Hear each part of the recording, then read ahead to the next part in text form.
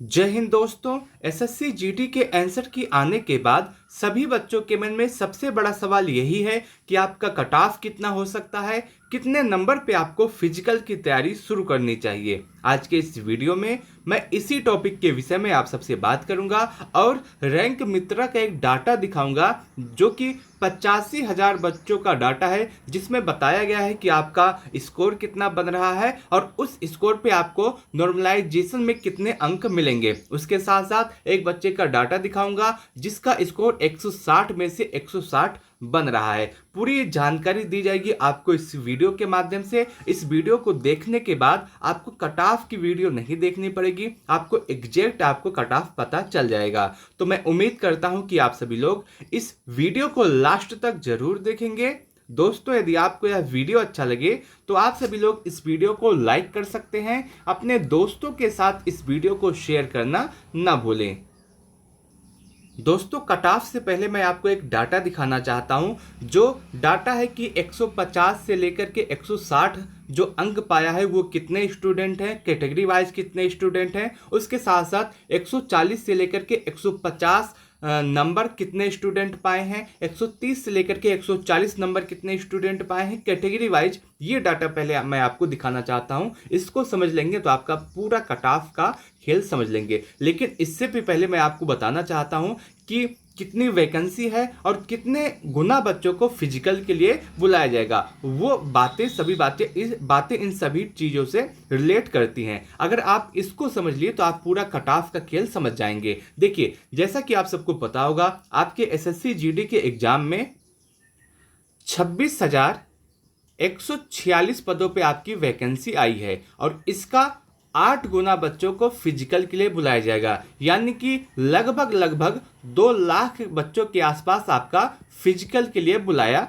जाएगा और इन्हीं बच्चों को फिजिकल में से फाइनल किया जाएगा। सबसे पहले अगर हम देखें कितने बच्चे हैं जिनका स्कोर टॉप में है, अगर हम बात करें 150 से लेकर के 160 अंक पाने वाले बच्चों की संख्या 9,767 है, जिसमें यूआर वाले बच्चों की संख्या 1,712, ओबीसी वाले बच्चों की संख्या 5,211, ईडब्ल्यूएस वाले बच्चों की संख्या 1,709 और एससी वाले बच्चों की संख्या 903, एसटी वाले बच्चों की संख्या 232 है। वहीं 140 से लेकर के 150 अंक पाने वाले बच्चों की संख्या 12,669 है। 130 से लेकर के 140 अंक प्राप्त करने वाले बच्चों की संख्या 10,953 है। उसके बाद 125 से लेकर के 130 अंक प्राप्त करने वाले बच्चों की संख्या 4,611 है। 120 से लेकर के 125 अंक प्राप्त करने वाले बच्चों की संख्या 4,030 है। यह जो डाटा है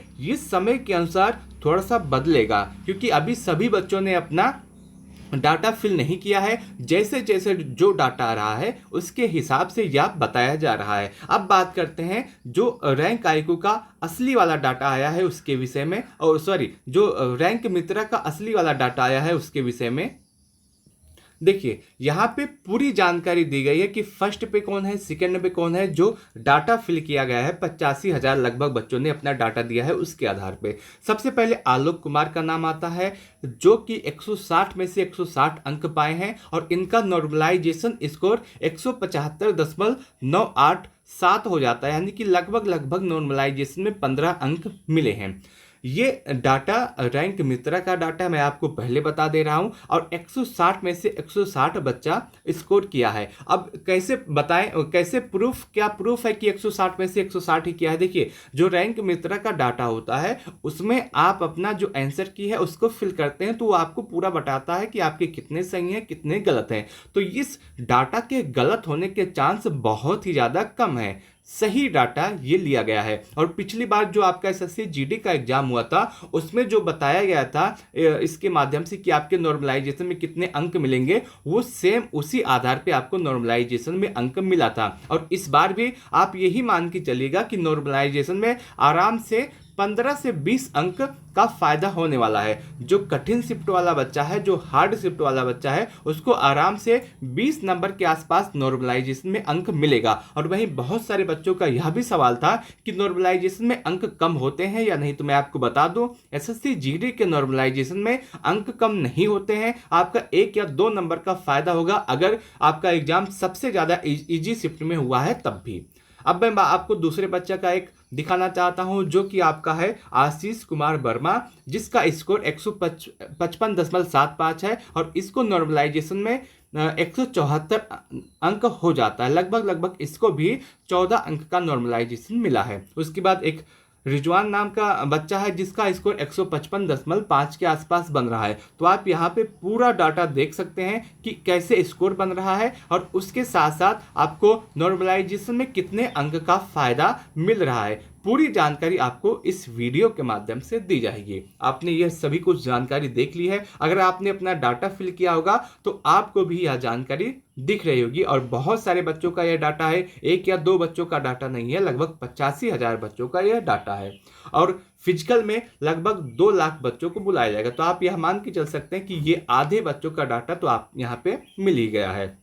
अब मैं आपको बताना चाहता हूं कि आपका कट ऑफ कितना जाएगा, कितने नंबर पे आपको फिजिकल की तैयारी करनी चाहिए। मैं आपको बता दूं, देखिए जो आपको इस समय यूट्यूब पे बताया जा रहा है कि 130 कट ऑफ जाएगा, 135 कट ऑफ जाएगा, पिछली बार 139 कट ऑफ गया था, तो इस बार भी इसी के आधार पे कट ऑफ जाएगा। तो मैं आपको बता दूं, पिछली बार जो बता रहा है कि 139 कट ऑफ गया था वो फाइनल कट ऑफ था और इसके बाद या नॉर्मलाइजेशन के बाद का कट ऑफ था। दोनों चीजें आपको समझ के चलनी होगी। देखिए नॉर्मलाइजेशन में पिछली बार भी आपको आराम से 20-20 नंबर तक का नॉर्मलाइजेशन मिला था, यहां तक कि किसी बच्चों का 23 नंबर का नॉर्मलाइजेशन मिला था। अब मान लीजिए किसी बच्चे का 140 पे फाइनल कट ऑफ लगा है, अगर हम 23 नंबर इसमें से माइनस कर देते हैं तब भी अगर आप देखेंगे तो जो कट ऑफ है 117 के आसपास ही जाता है। तो परेशान ना होइए, आपका कट ऑफ इस बार भी पिछले बार की तुलना में थोड़ा सा अधिक होगा, लेकिन बहुत ज़्यादा कट ऑफ नहीं जाएगा। और उसके साथ साथ मैं आपको यह भी बता दूं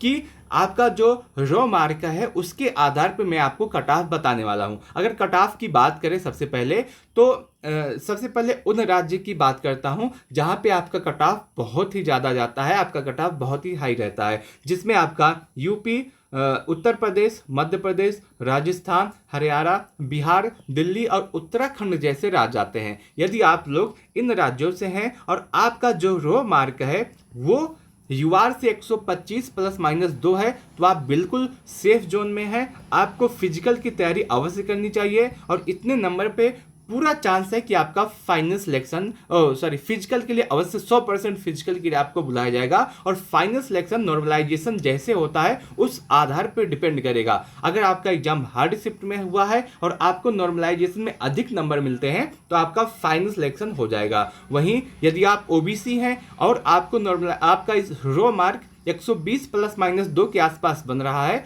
तो आप बिल्कुल सेफ हैं। यदि आप ईडब्ल्यूएस से हैं और आपका स्कोर 120 ±2 के आसपास बन रहा है तो आप बिल्कुल सेफ हैं। यदि आप एससी हैं और आपका स्कोर 115 ±2 है तो आप बिल्कुल सेफ हैं। वहीं यदि आप एसटी हैं और आपका स्कोर 110 ±2 है तो आप बिल्कुल सेफ हैं। दोस्तों ये आपका बिल्कुल सेफ कट ऑफ है। यदि आपका स्कोर इतने नंबर के आसपास है तो आपको अपने फिजिकल की तैयारी अवश्य करनी चाहिए। मैं क्यों बता रहा हूं कि आपका रो मार्क 125 के आसपास है तो आपको फिजिकल की तैयारी करनी चाहिए, क्योंकि अगर आपके एग्जाम में आपको 15 नंबर का भी नॉर्मलाइजेशन मिलता है तब भी आपका जो स्कोर है वो 140 के आसपास चला जाएगा।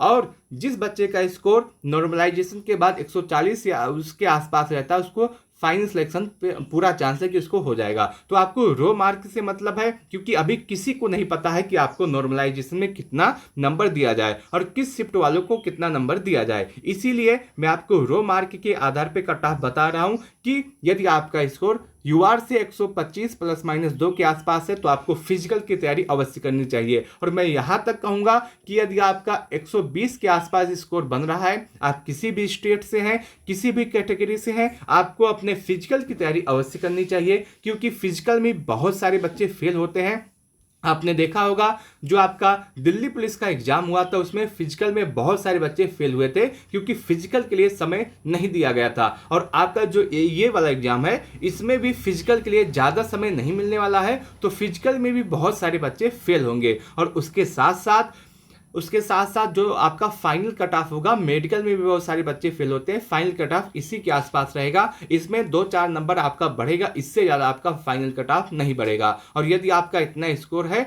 तो आपको अपने फिजिकल की तैयारी अवश्य करनी चाहिए। वहीं अदर राज्य के कट ऑफ की बात करें जो कि आपका झारखंड, महाराष्ट्र, वेस्ट बंगाल, पंजाब, गुजरात, छत्तीसगढ़, उड़ीसा जैसे राज्य के कट ऑफ की बात करें तो यदि आपका स्कोर 115 प्लस माइनस 2 है तो आप बिल्कुल सेफ हैं। यदि आप ओबीसी से हैं और आपका स्कोर 110 प्लस माइनस 2 है तो आप सेफ हैं। यदि आप ईडब्ल्यूएस के स्टूडेंट हैं और आपका भी स्कोर 110 प्लस माइनस 2 के आसपास है तो आप बिल्कुल सेफ हैं। यदि आप एससी हैं और आपका स्कोर 105 प्लस माइनस 2 के आसपास है तो आप सेफ हैं। वहीं यदि आप एसटी हैं और आपका स्कोर 100 प्लस माइनस 2 के आसपास है तो आप बिल्कुल सेफ रहने वाले हैं। आपका जो कट ऑफ है वो इसी के आधार पे जाने वाला है। मैंने आपको पूरे डाटा के आधार पे बताया है, पूरे डाटा का एनालिसिस करके बताया है कि आपका कट ऑफ कितना रहने वाला है। वो 85,000 बच्चों का डाटा है और लगातार जैसे डाटा और मिलेगा उसी के आधार पे मैं आपको बताऊंगा। इसके बाद जो वीडियो आएगा उसमें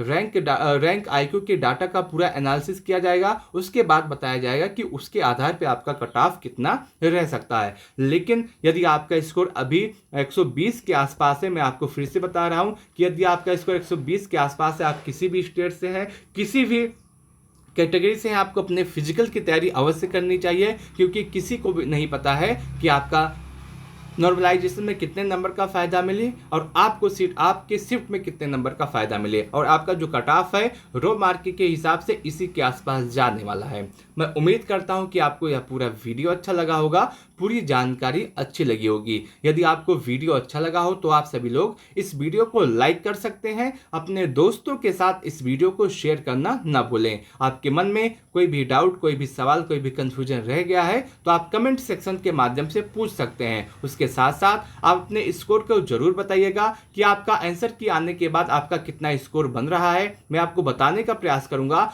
कि उतने नंबर के साथ आपका सिलेक्शन हो सकता है या नहीं। आपको स्कोर कैसे बताना है, सबसे पहले आप अपना कैटेगरी लिखिएगा। कैटेगरी जैसे ओबीसी है और उसके बाद आपका एग्जाम कब हुआ था, जैसे